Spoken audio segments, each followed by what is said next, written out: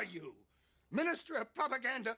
What is up, guys? John Claymore here, and we're going to talk about Kyle Rittenhouse and how he has finally decided to go ahead and start launching his lawsuits. But here's the thing that I think is the most important thing about what was discussed last night on Tucker Carlson.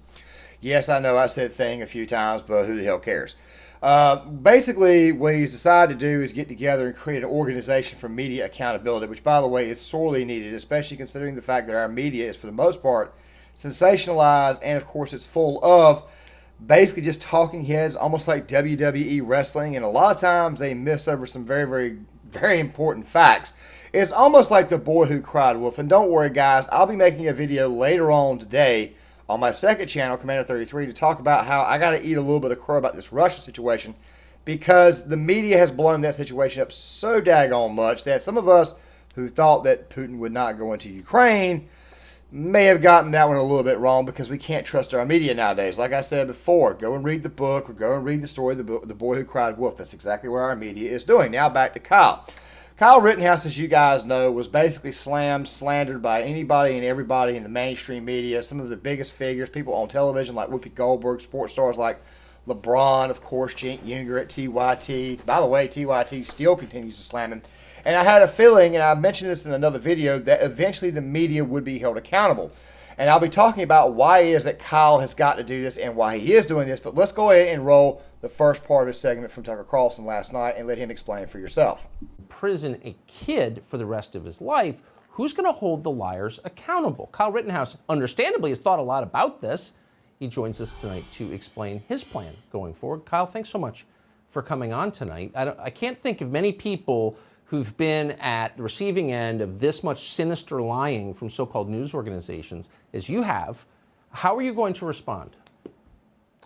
Well, Tucker, thank you for having me. Of course. Me and my team have decided to launch the Media Accountability Project as a tool to help fundraise and hold the media accountable for the lies they said.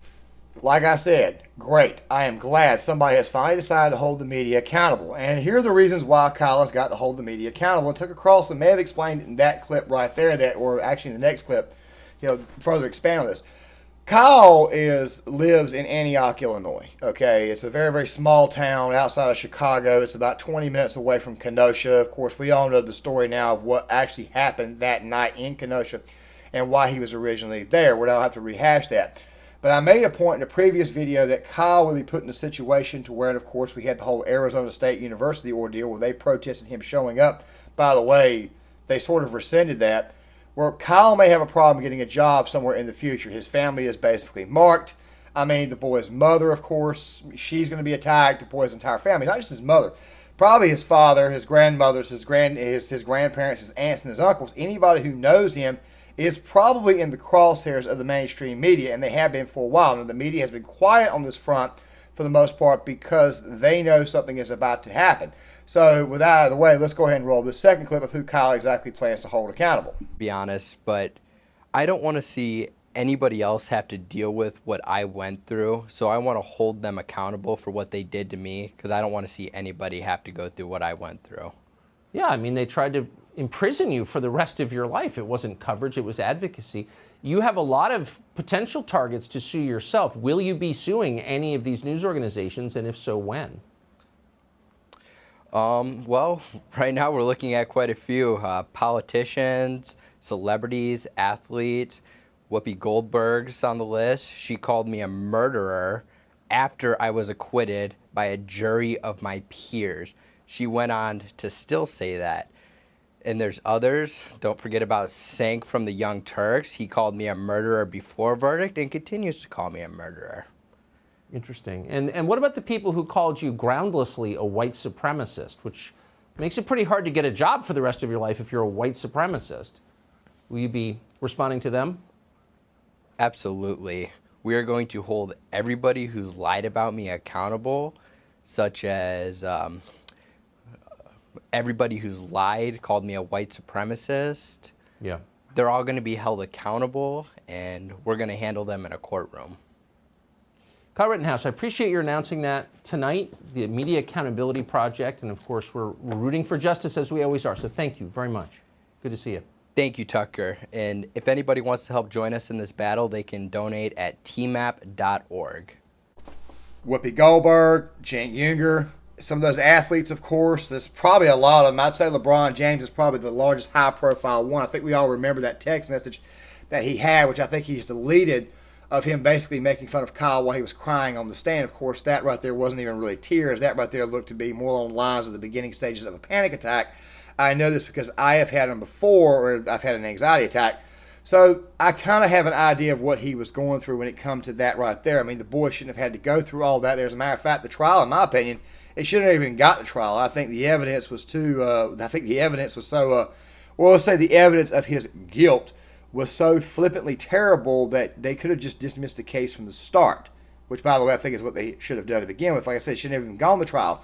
But I think maybe the reason why they wanted this to go to trial was so that way they could get some more bad reactions. By the way, Cenk, Anna, John Adderall over it. All of TYT as a whole is some extremely bad actors.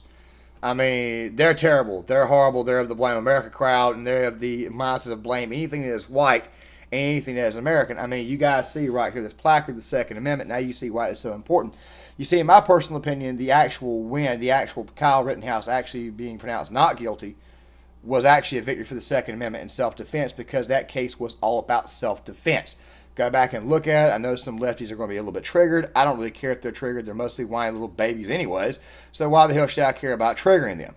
Basically, that entire ordeal was a victory for the Second Amendment. However, and this right here is where things could get really, really dicey. You see, Kyle, with everything that Whoopi Goldberg said, she's probably on the hook for maybe, definitely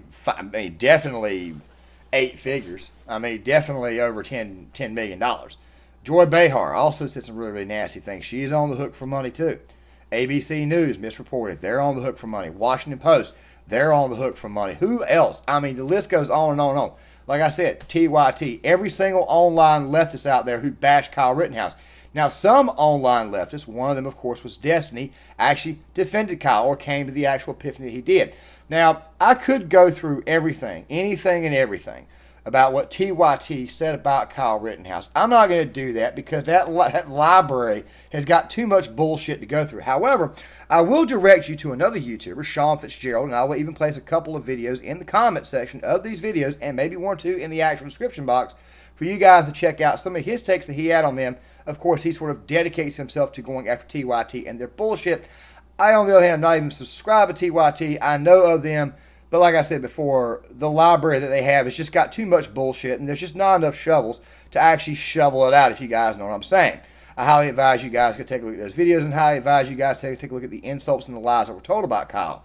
But as I said before, and the biggest culprit in my opinion, MSNBC, NBC News. I also see Keith Olbermann's crazy ass also getting a lawsuit.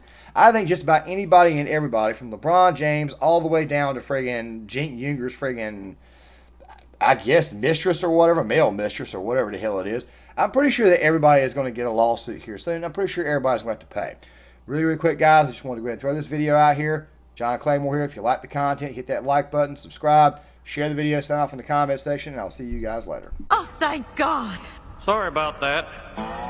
Just be a second. That's a clean burning hell, I tell you what.